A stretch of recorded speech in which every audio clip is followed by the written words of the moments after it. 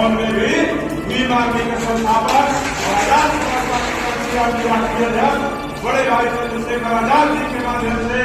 भारत एक ऐसा देश है जिसको सबसे बड़ा लोकतांत्रिक देश कहा जाता है। तो इस विश्व के सबसे बड़े लोकतांत्रिक देश के संसद में चंद्रशेखर आजाद जी के माध्यम से भारत के प्रधानमंत्री के सामने और समस्त वहां के सांसदों के सामने देश की सबसे बड़ी सदन में नेपाल की मांग को भी रखा जाएगा। नेपाल में हमारे जो समाज के लोग हैं, दलित पिछड़े समाज के जो लोग हैं, आज भी उस शोषण के शिकार है, उनके हक और अधिकार उनकी बराबरी में नहीं मिलता है, तो उनकी आवाज को वहां पे रख करके और हम लोग अगर आने वाले समय में अगर आप सबने हम सबका के माध्यम से साथ दिया तो हम लोग इस मामले को चंद्रशेखर आजाद जी के माध्यम से यूएन में ले जाकर के राष्ट्र संघ में पहले दलित होंगे बाबा साहब डॉक्टर अम्बेडकर, जो विदेशों में जाकर के पढ़ाई किए और वहाँ के हार्वर्ड कोलंबिया यूनिवर्सिटी में जाकर के लंदन स्कूल ऑफ इकोनॉमिक्स में जाकर के वहाँ से शिक्षा ग्रहण किए और लंदन में भी जब वो रहते थे तो भारत में अपने समाज के ऊपर हो रहे शोषण जुल्म अत्याचार और समाज की जो स्थिति थी उसको देख करके वो सोचा करते थे बाबा साहब अम्बेडकर भारत के ऐसे महान विद्वान है, उन्होंने अपने पूरे जीवन में जितनी किताबें लिखी है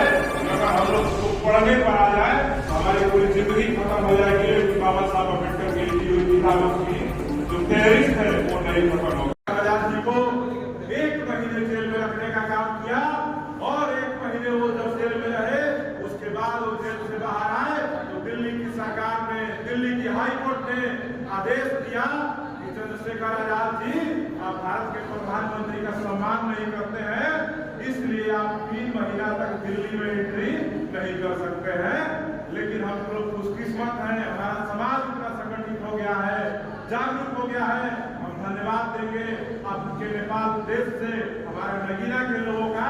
उन सब ने जिस सरकार ने, जिस दिल्ली हाई कोर्ट ने चंद्रशेखर आजाद को दिल्ली में घुसने पे पाबंदी लगाई थी, नगीना के लोगों ने इस देश में भारत में उनको नगीना से सांसद चुन करके दिल्ली के संसद भवन में भेजने का काम किया। और आज तो संसद भवन में भी आप हर रोज देखते होंगे सोशल मीडिया, यूट्यूब, फेसबुक के माध्यम से संसद में जाने के बाद जब पहली बार चंद्रशेखर आजाद जी को बोलने का मौका दिया गया तो भारत के दलितों के, पिछड़ों के, शोषितों के, वंचितों के, मुसलमानों के हक और हुकूक की आवाज को उन्होंने 7 मिनट के अंदर ही 25-26 जो मुद्दे थे उन सारे मुद्दों को प्रमुखता से रखा और वहाँ के देश की सरकार और प्रधानमंत्री नरेंद्र मोदी और वहाँ के स्पीकर के सामने रख करके पूरे देश के लोगों का दिल जीतने का काम किया। यही आपसे पासवर्ड लगा आखिर में यही कहकर अपनी बात खत्म करना चाहता हूँ कि नेपाल के लोगों शिक्षित बनो, संगठित हो जाओ और अपने 14-15% हक अधिकार आरक्षण की लड़ाई के लिए संघर्ष करने का शुरुआत कर दो। भीम आर्मी, चंद्रशेखर आजाद और कमल सिंह वालिया जी के नेतृत्व में आप सबके साथ हम लोग मजबूती के साथ खड़े होकर के भारत में भी आवाज उठाएंगे। जरूरत पड़ी तो अमेरिका और यहाँ जो यूएन का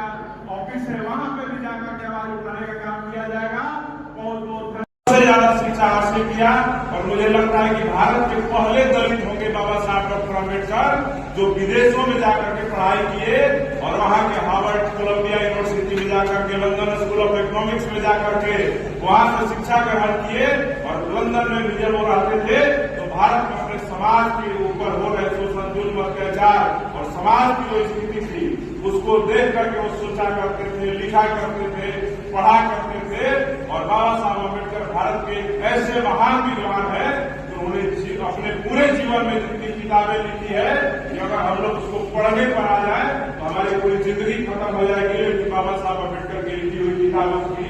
जो फहरिस्त है वो नहीं खत्म होगी। तो आप सबको नेपाल के जो लोग हैं, आप यहाँ इस हॉल में जो भी 100, 150, 200 जो लोग हैं और जो स्टेज पे भी मौजूद जो लोग हैं, मैं उन सबको कहना चाहता हूँ कि सबसे पहले बाबा साहब तो नेपाल की आवाज को भारत के संसद भवन में भी भीम आर्मी के संस्थापक और आजाद राष्ट्रीय अध्यक्ष बड़े भाई चंद्रशेखर आजाद जी के माध्यम से भारत एक ऐसा देश है जिसको सबसे बड़ा लोकतांत्रिक देश कहा जाता है। तो इस विश्व के सबसे बड़े लोकतांत्रिक देश के संसद में चंद्रशेखर आजाद जी के माध्यम से भारत के प्रधानमंत्री के सामने और समस्त वहां के सांसदों के सामने देश की सबसे बड़ी सदन में नेपाल की मांग को भी रखा जाएगा और वहां मांग की जाएगी कि नेपाल में हमारे जो समाज के लोग हैं, दलित पिछड़े समाज के जो लोग हैं, आज भी वो शोषण के शिकार हैं, उनके हक और अधिकार उनकी बराबरी में